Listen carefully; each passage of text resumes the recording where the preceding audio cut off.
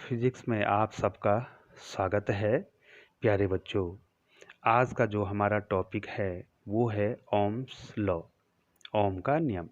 तो बच्चों, 1828 ईस्वी में एक वैज्ञानिक थे, जॉर्ज साइमन ओम। उन्होंने जो है प्रयोगों के आधार पर एक नियम दिया जिसे हम ओम का नियम कहते हैं। उन्होंने कहा किसी चालक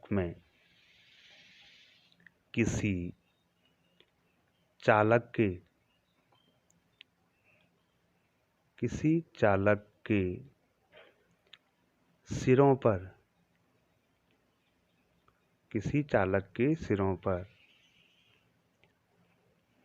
आरोपित विभवांतर तथा प्रवाहित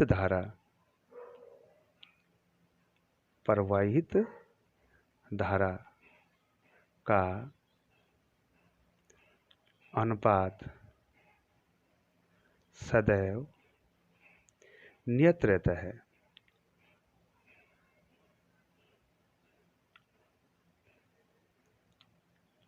किसी चालक के सिरों पर आरोपित विभवांतर तथा प्रवाहित धारा का अनुपात सदैव नियत रहता है।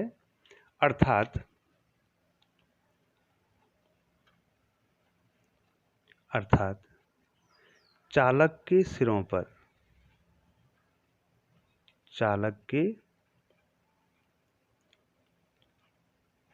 पर आरोपित विभवांतर चालक में बहने वाली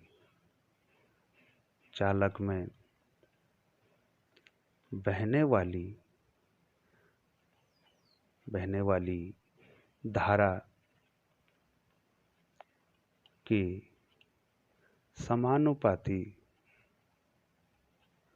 समानुपाती होता है।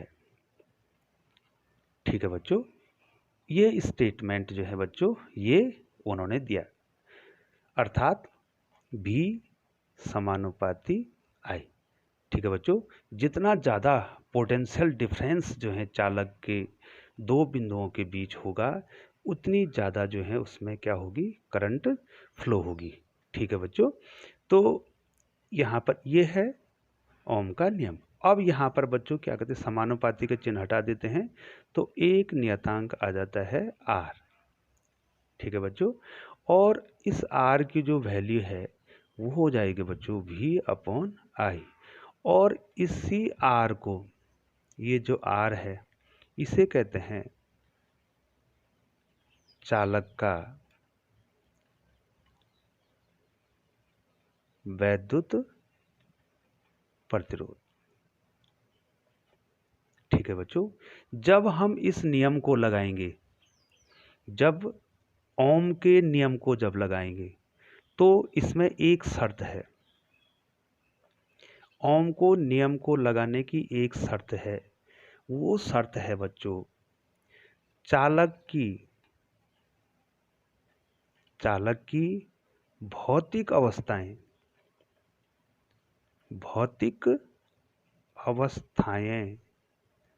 चालक की भौतिक अवस्थाएं जैसे ताप है, दाब है। ठीक है बच्चों, ये नहीं बदलने चाहिए। ठीक है बच्चों, भौतिक अवस्थाएं नहीं बदलनी चाहिए। ठीक है बच्चों, अब आप इस बात पर ध्यान देंगे बच्चों कि चालक की भौतिक अवस्थाएं नहीं बदलनी चाहिए, अर्थात जो है अगर हम इस नियम को लगा रहे हैं बच्चों तो वहाँ पर ताप स्थिर रहना चाहिए। ठीक है बच्चों, ताप क्या रहना चाहिए, स्थिर रहना चाहिए। और चालक की भौतिक अवस्थाएं जो हैं बदलनी चाहिए। अगर ये बदलेंगे तो ये नियम वैरी कर जाएगा। ठीक है बच्चों, अब इन्होंने किया क्या बच्चों, इन्होंने जो है एक ग्राफ खींचा, विभिन्न चालकों को लिया इन्होंने। ठीक है बच्चों, और V और I में अर्थात चालक के सिरों पर आरोपित विभवांतर और चालक में बहने वाली धारा में जो है ना इन्होंने एक ग्राफ खींचा, तो बच्चों इन्होंने क्या देखा, एक सीधी रेखा हमको मिल रही है। यहाँ पर हमको क्या मिल रही है, एक सीधी रेखा मिल रही है। और ये सीधी रेखा क्या बता रहे बच्चों, जिस प्रकार से जो है विभवांतर बढ़ रहे हैं, ये देखो, ये देखिए, ध्यान दीजिए बच्चों, अगर मान लीजिए ये तो शून्य हो गया, मान लीजिए यहाँ पर 2 है, यहाँ पर 4 है, यहाँ पर 6 है, यहाँ पर 8 है, यहाँ पर 10, इधर बोल्ट है, और यहाँ पर मान लीजिए इस प्रकार से हम इसको ले लेते हैं। करंट मान लीजिए यहाँ पर 2 एम्पियर है, 1 एम्पियर है, यहाँ पर 2 एम्पियर है, यहाँ पर मान लीजिए 3 एम्पियर है। ठीक है बच्चों, तो इस प्रकार से जो है बच्चों देखिए, जिस प्रकार से ये बढ़ रहा है, तो धारा का मान भी इसी प्रकार से क्या हो रहा है बच्चों, बढ़ रहा है। ठीक है, तो यही हमें क्या बताता है, भी समानुपाती आई। ठीक है, भी समानुपाती आई। ठीक है, potential difference proportional current, potential difference proportional current. ठीक है बच्चों, यही ओम का नियम है। ठीक है, किसी चालक के सिरों पर आरोपित विभवांतर जो है चालक में बहने वाली धारा की क्या होता है, समानुपाती होता है। ठीक है बच्चों, तो ओम का नियम जो है क्या है बच्चों, फिर एक बार बता दें, यहाँ पर फिर बता दें बच्चों, किसी चालक के सिरों पर आरोपित विभवांतर तथा प्रवाहित धारा का अनुपात सदैव नियत रहता है। अर्थात चालक के सिरों पर आरोपित विभवांतर चालक में बहने वाली धारा के समानुपाती होता है। ठीक है बच्चों, तो ये ओम के नियम को इस प्रकार से हमने क्या कर दिया है, ये बता दिया आपको बच्चों। अब जो है इसका मात्रक क्या है, मात्रक क्या है ये आपको बताना है बच्चों। तो बच्चों हमारे पास फॉर्मूला क्या आ गया है, R is equal to V upon I. तो R का मात्रक क्या हो जाएगा बच्चों, V का मात्रक, तो V का मात्रक क्या हो जाएगा, वोल्ट। ठीक है बच्चों, और I का मात्रक क्या हो जाएगा बच्चों, एम्पियर। इसी वोल्ट एम्पियर को, वोल्ट प्रति एम्पियर को क्या कहा जाता है बच्चों, ओम। और इस प्रकार का सिंबल इसके लिए दिया जाता है। ठीक है बच्चों, तो एसआई पद्धति में इसका मात्रक क्या हो गया, ओम हो गया, आर का मात्रक ओम हो गया। बच्चों अब हम आपको बताना है एक ओम किससे कहते हैं। अगर आपको पूछा जाए बच्चों कि एक ओम की परिभाषा या एक ओम की डेफिनेशन क्या है, तो आप किस प्रकार से इसको निकालेंगे, फिर वही, because we know R is equal to V upon I है बच्चों, है ना बच्चों। यदि हम क्या कर दें, V को एक बोल्ड कर दें, अर्थात चालक के सिरों पर आरोपित विभवांतर को हम एक बोल्ड कर दें, और उस कारण जो है चालक में बहने वाली धारा 1 एम्पियर हो जाए, सॉरी यहाँ पर 1 एम्पियर हो जाए। ठीक है बच्चों, तो उस स्थिति में ये R क्या हो जाएगा बच्चों, R इज इक्वल टू कितना हो जाएगा, 1 वोल्ट अपॉन 1 एम्पियर।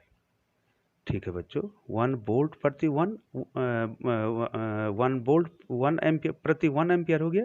ठीक है बच्चों, अब वोल्ट प्रति एम्पियर को हमने क्या कहा था, 1/1 हो गया, वोल्ट प्रति एम्पियर को ही हमने क्या कहा था, ओम। ठीक है बच्चों, एक ओम हो गया ना बच्चों। अब हम इसकी डेफिनेशन कैसे बोलेंगे कि एक ओम प्रतिरोध किसे कहेंगे। ठीक है बच्चों, तो यदि चालक के सिरों पर, यदि चालक के सिरों पर, यदि चालक के सिरों पर 1 वोल्ट विभवांतर, 1 वोल्ट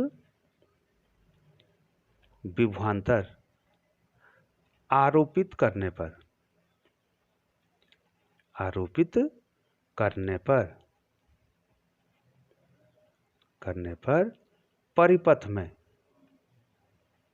परिपथ में 1 एम्पियर की धारा बहे, 1 एम्पियर की धारा बहे तो उस चालक का, जो चालक हमने उसमें लगा रखा है, उस चालक का प्रतिरोध, उस चालक का प्रतिरोध 1 ओम होगा। ठीक है बच्चों, क्या होगा? उस चालक का प्रतिरोध क्या होगा? 1 ओम होगा। इस प्रकार से हम आपको बता दें, इस सिंबल के द्वारा बता दें। मान लीजिए कोई बैटरी है, ये बैटरी है और हमने जो है इसमें क्या कर रखा है, एक प्रतिरोध लगा रखा है। ठीक है बच्चों, ठीक है। अब मान लीजिए जो है ये प्रतिरोध R है, इसकी वैल्यू निकालनी हमने। ठीक है बच्चों, और यहाँ पर इसके सिरों का जो विभवांतर है, इस चालक के सिरों का विभवांतर मान लीजिए कितना है, 1 वोल्ट है। 1 वोल्ट इसमें है और ये इसमें हमने ये जो करंट इसमें फ्लो हो रही है, जो करंट इसमें फ्लो हो रही है वो 1 एम्पियर है। ठीक है बच्चों, एक वोल्ट इसके चालक के सिरों का विभवांतर है और 1 एम्पियर की धारा अगर इसमें बह रही है। ठीक है बच्चों, तो ये इस चालक का प्रतिरोध क्या होगा बच्चों, 1 ओम होगा। ठीक है बच्चों, तो आप क्लियर समझ गए कि 1 ओम किसे कहेंगे, किसी चालक के सिरों पर 1 वोल्ट विभवांतर आरोपित करने पर। ये देखो कितना विभवांतर आरोपित किया, 1 वोल्ट। ठीक है, तो उसके कारण परिपथ में कितनी धारा बही बच्चों, 1 एम्पियर। तो इसका प्रतिरोध कितना होगा, 1 ओम। अब बच्चों प्रतिरोध को हम किस प्रकार से दिखाएंगे, ये आपको जानना है। तो सबसे पहले बच्चों आपको जानना है कि फिक्स रजिस्टर क्या हुआ। अगर फिक्स कर रखा आपने, फिक्स रेजिस्टेंस को हो या रजिस्टर को हो, फिक्स रजिस्टर जो हमने कर रखा है, इस प्रकार से हम सिंबल उसका दे देंगे। आपको बच्चों ये जानना है किस प्रकार से, या इसको बच्चों हम इस प्रकार का सिंबल प्रयोग कर देंगे। देखो प्रतिरोध को किस सिंबल द्वारा प्रयोग किया जाता है बच्चों, ये सिंबल जो है प्रतिरोध का हम बना देंगे। ठीक है बच्चों, ये फिक्स क्या है, रेजिस्टेंस है। ठीक है बच्चों, अब वेरिएबल,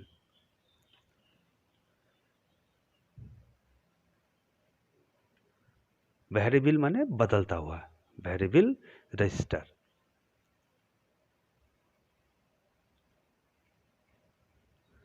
अगर वेरिएबल रजिस्टर है तो बच्चों इस प्रकार का सिंबल जो है वहाँ पर प्रयोग किया जाता है। देखो बच्चों आपको ध्यान देना है, ये बहुत छोटी छोटी बातें हैं। वेरिएबल रेजिस्टेंस के बाद इस प्रकार बना देंगे आप, या इसको ये आप सिंबल बनाएंगे। ठीक है बच्चों, और इस प्रकार से दिखा दे, ये वेरिएबल है, परिवर्ती है, मतलब बदल रहा है। ठीक है बच्चों, अब जो है पोटेंशियल डिवाइडर आपको बताना है, जो पोटेंशियल को क्या करेगा, डिवाइड करेगा। पोटेंशियल डिवाइडर कैसे आप पोटेंशियल डिवाइडर को बनाएंगे। ठीक है बच्चों, जो पोटेंशियल को क्या करेगा, डिवाइड करेगा बच्चों। ठीक है बच्चों, इस प्रकार से तो ये सिंबल का प्रयोग आप उसमें करेंगे, और इसको अगर आपने संकेत के रूप में दिखाना है तो इस प्रकार से बच्चों ये आगे बहुत काम आएगा आपको। इस प्रकार से इस चिन्ह का प्रयोग किया जाता है। अब जो है बच्चों परिपथ में क्या क्या आपको लगाने हैं। ठीक है बच्चों, तो पहला आता बच्चों अमीटर। अमीटर, ठीक है बच्चों, परिपथ में धारा को नापने के लिए हम किसका प्रयोग करते हैं बच्चों, अमीटर का प्रयोग करते हैं बच्चों। तो अमीटर को जो है इस प्रकार से ए द्वारा आप दिखा देंगे बच्चों, ये अमीटर हो गया। तो अमीटर का काम क्या है बच्चों, अमीटर काम है परिपथ में धारा को मापना। ठीक है, उसको मापना, परिपथ में धारा कितनी बह रही है उसको किसके द्वारा नापा जाएगा बच्चों, किसके द्वारा, अमीटर के द्वारा। अब दूसरा होता है volt meter. Volt meter, volt meter को भी द्वारा दिखाते हैं इस प्रकार से बच्चों। ये बच्चों बहुत जनरल चीज है और ये आपको बहुत जगह काम आएगी, वोल्ट मीटर। ठीक है बच्चे, ये क्या करेगा, परिपथ के दो बिंदुओं,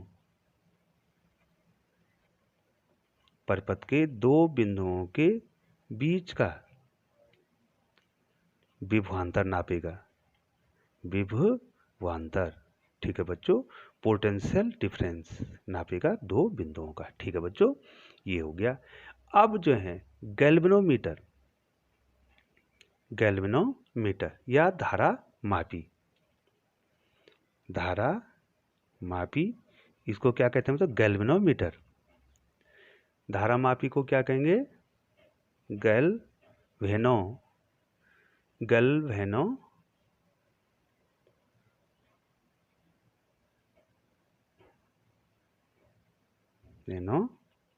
मीटर। ठीक है बच्चों, ये धारा मापी को किस सिंबल के द्वारा दिखाएंगे बच्चों? इसको जी द्वारा आप दिखाएंगे। ठीक है बच्चों, और ये गैल्वेनोमीटर क्या करता है?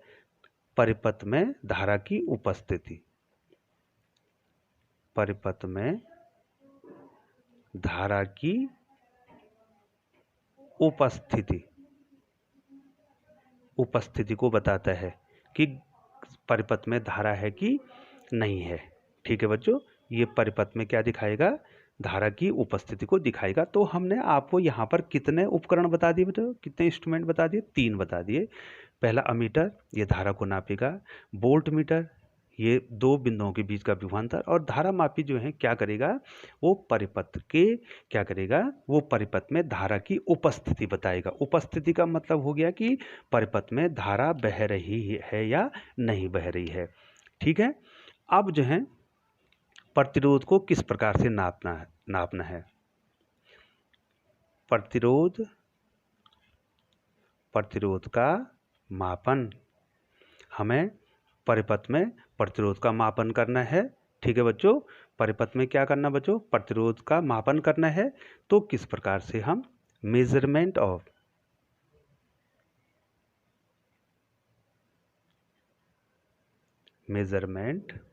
Of resistance. ठीक है बच्चों, अब प्रतिरोध का मापन आपने किसी परिपथ में करना है, तो आप परिपथ में किस प्रकार से प्रतिरोध को क्या करेंगे? नापेंगे। तो इसके लिए बच्चों आपको ध्यान देना पड़ेगा। मान लीजिए बच्चों हमारे पास ये बैटरी है, ये देखो सेलों का संयोजन, ये देखो 2 सेल हो गए इसमें, फिर 3 सेल हो गए इसमें। ये देखो मैंने इसमें 3 सेल जोड़ दिए बच्चों, ये पॉजिटिव है और ये नेगेटिव टर्मिनल है बच्चों इसका। ठीक है बच्चों, ये क्या है? बैटरी। ये इसमें हमने एक बैटरी लगा दी है। ओम के नियम का सत्यापन करने को भी जो है बच्चों आपको परीक्षा में आता है, प्रैक्टिकल भी है बच्चों। ठीक है, अब क्या करते हैं बच्चों? अमीटर को, अमीटर जो आपको यहाँ पर दिखाई दे रहा है, ये क्या है बच्चों? अमीटर है।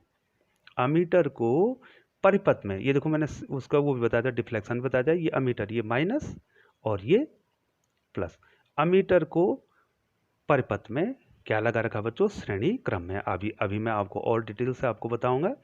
ये देखिए बच्चों, इस प्रकार से हमने ये बना दिया है। अब यहाँ से आपकी धारा आपके पास मिलेगी। और अब जो है मान लीजिए बच्चों हमने एक रेजिस्टेंस यहाँ पे लगा रखा है, एक रेजिस्टेंस हमने यहाँ पे लगा रखा है। ये देखिए इसका रेजिस्टेंस है R। ठीक है बच्चों, अब ये धारा यहाँ से आएगी तो क्या होगा? ये धारा इसमें भी जाएगी। और अब हमने इसका क्या निकालना है? इसका ये प्रतिरोध हमने ज्ञात करना है। तो हम इसके समांतर क्रम में एक वोल्ट मीटर लगा देते हैं। ठीक है बच्चों, यहाँ पर क्या लगा देते हैं? एक वोल्ट मीटर, ये भी लगा दिया हमने, ये वोल्ट मीटर लगा दिया हमने। ठीक है बच्चों, कैसे क्रम में है बच्चों? ये समांतर क्रम में। ठीक है बच्चों, ये प्लस बैटरी के और ये माइनस इसी, ये भी क्या है बच्चों? वोल्ट मीटर है। ठीक है बच्चों, ये वोल्ट मीटर हमने इसको ये कैसे क्रम में लगा रखा बच्चों? अगर मैं सिंबल, ये बहुत इंपॉर्टेंट है बच्चों जानना। वोल्ट मीटर को बाह्य परिपथ में समांतर क्रम में लगाया जाता है, समांतर क्रम में हमने इसको लगाया है। और अमीटर को परिपथ में कैसे क्रम में लगाया जाता है बच्चों? श्रेणी क्रम में लगाया जाता है। ठीक है बच्चों, ये आपको जानना बहुत जरूरी है कि वोल्ट मीटर को आप क्या लगाएंगे बच्चों? वोल्ट मीटर को आप क्या लगाएंगे? समांतर क्रम में लगाएंगे और अमीटर को जो है आप श्रेणी क्रम में लगाएंगे बच्चों। ठीक है बच्चों।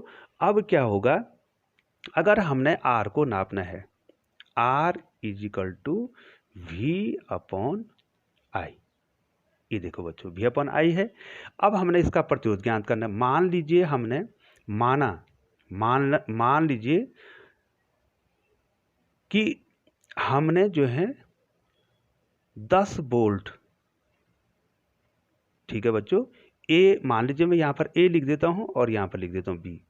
ए बी के बीच का जो पोटेंशियल डिफरेंस है, जो विभवांतर है, मान लीजिए वो 10 वोल्ट है और उसके कारण जो है मान लीजिए परिपथ में 2 एम्पियर की धारा बह रही है। ठीक है बच्चों। ये तो जब हम इस प्रकार से ये सर्किट बनाएंगे बच्चों तो वोल्ट मीटर में क्या आ जाएगा, डिफ्लेक्शन आ जाएगा, और तुरंत अमीटर में भी क्या आ जाएगा, डिफ्लेक्शन आ जाएगा। माना वोल्ट मीटर का पाठ्यांक 10 वोल्ट है, अमीटर का पाठ्यांक 2 एम्पियर है, तो उसका प्रतिरोध कितना हो जाएगा बच्चों, 10/2 वोल्ट, और ये किस में आ जाएगा, एम्पियर में आ जाएगा। ठीक है बच्चों, वोल्ट प्रति एम्पियर। तो कितना हो जाएगा बच्चों, वोल्ट प्रति एम्पियर को हम क्या कह देंगे, इसको हम कह देंगे इतना ओम। तो इसके सिरों का जो आर है, उसके सिरों का जो है प्रतिरोध, जो वो प्रतिरोध सिरों का नहीं बल्कि प्रतिरोध कितना हो जाएगा बच्चों, उसका 5 ओम हो जाएगा। ठीक है बच्चों। अब जो है, अब आपको देखना है कि ये प्रतिरोध किन किन बातों पर निर्भर करता है। ठीक है बच्चों। जो प्रतिरोध है, प्रतिरोध की निर्भरता, प्रतिरोध की निर्भरता, ठीक है बच्चों, कि प्रतिरोध किन किन बातों पर निर्भर करेगा। ठीक है बच्चों।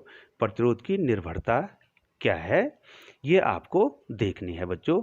तो सबसे पहले बच्चों मैंने आपको ये कहा था कि ओम के नियम में ये कहा गया है कि चालक की भौतिक अवस्थाएं नहीं बदलनी चाहिए।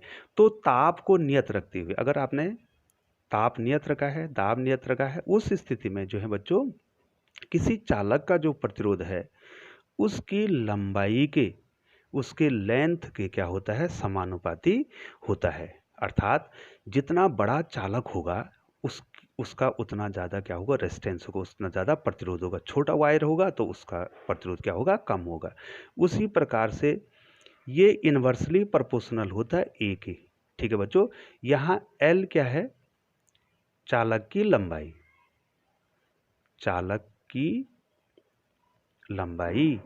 ए क्या है, अनुप्रस्थ परिच्छेद का क्षेत्रफल, क्रॉस सेक्शनल एरिया, अनुप्रस्थ परिच्छेद, अनुप्रस्थ परिच्छेद का क्षेत्रफल। ठीक है बच्चों।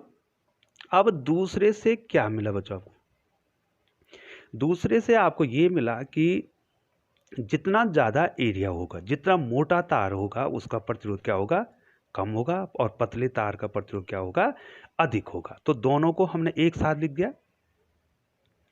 समीकरण 1 व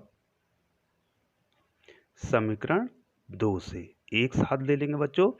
तो R कितना आ जाएगा, L/A, या हम कह सकते हैं बच्चों R is equal to rho, यहां पर देखेंगे बच्चों R is equal to rho L/A।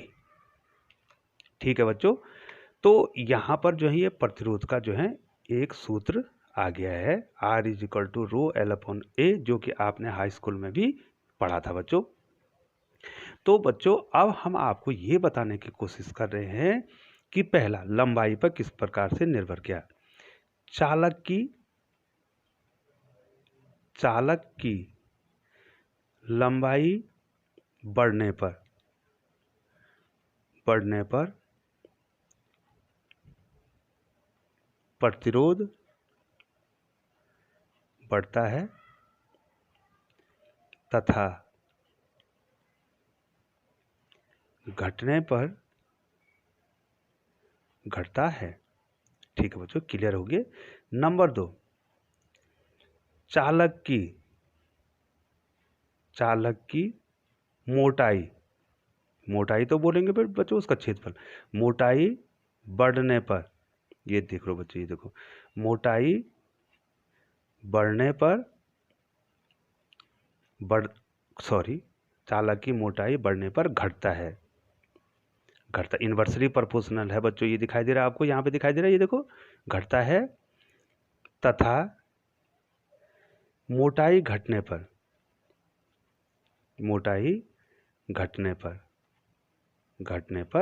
बढ़ता है। ठीक है बच्चों, ये हो गया। अर्थात अगर हम ये कह सकते हैं कि एक मोटा तार है तो मोटे तार का प्रतिरोध कम होगा। प्रतिरोध क्या होगा? कम होगा। और पतला तार है तो उसका प्रतिरोध क्या होगा? अधिक होगा। ठीक है बच्चों, प्रतिरोध क्या होगा? उसका अधिक होगा। ठीक है बच्चों, कौन सा सूत्र बता रहा है? आर इन्वर्सली प्रोपोर्शनल ए, अर्थात आर व्युत्क्रम। अगर ये बढ़ेगा, अगर मोटा क्रॉस सेक्शन एरिया बढ़ेगा तो मोटा नहीं होगा बच्चों, तो मोटा तार होगा तो प्रतिरोध उसका क्या हो जाएगा? कम हो जाएगा। पतले तार का प्रतिरोध क्या हो जाएगा बच्चों? उसका प्रतिरोध अधिक हो जाएगा। तो बच्चों, आपने ये देख लिया है कि प्रतिरोध किस प्रकार से घटता है और किस प्रकार से बढ़ता है। हमारे पास फॉर्मूला आ गया था बच्चों, R equal to rho L upon A.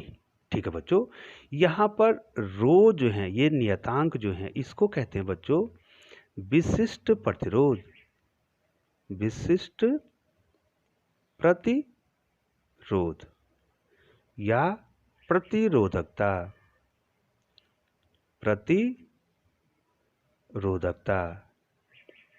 ठीक है बच्चों, विशिष्ट प्रतिरोध या प्रतिरोध, स्पेसिफिक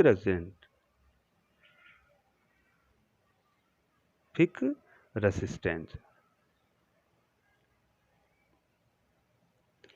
यार बोलते रेसिस्टिविटी।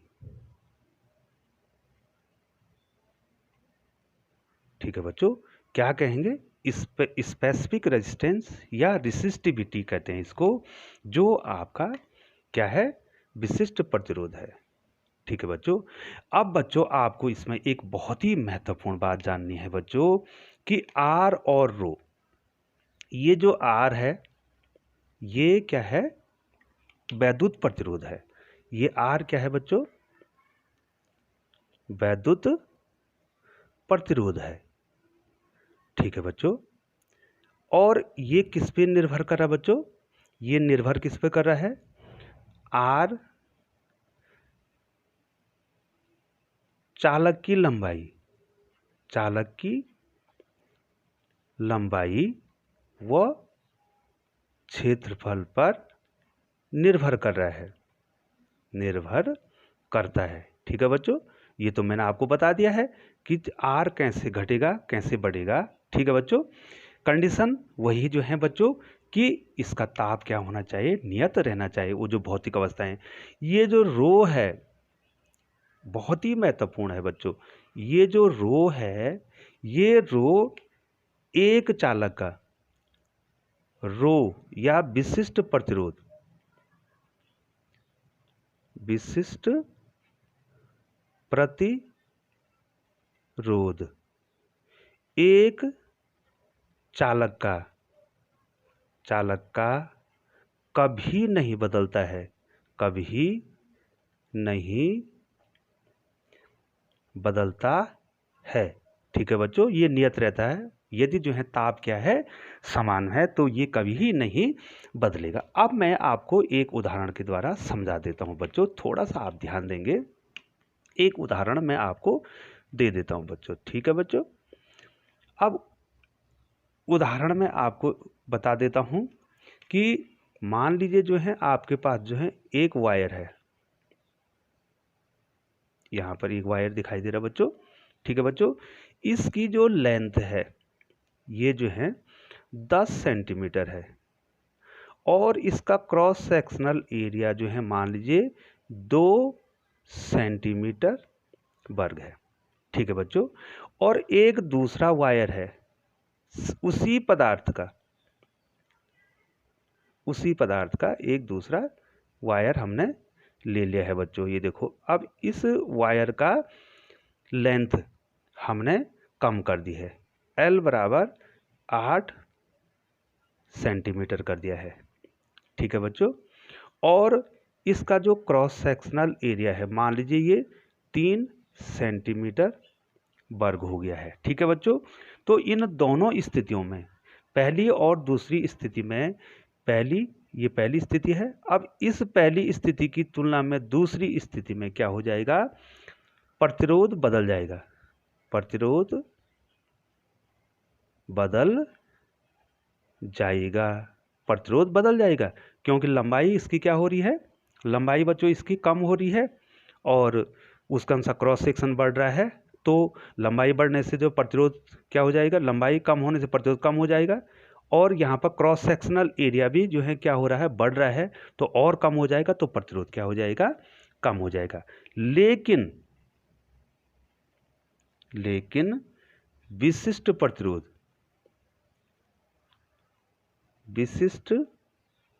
प्रतिरोध नहीं बदलेगा। तो बहुत बहुत धन्यवाद बच्चों। इसके बाद और कॉन्सेप्ट लाएंगे। लाइट की थोड़ा सा जो है कमी हो गई है, माफ़ी चाहता हूं बच्चों, लेकिन जो है इसको जो है अगली वीडियो में आपको और क्लियर करा दूंगा। बहुत बहुत धन्यवाद बच्चों।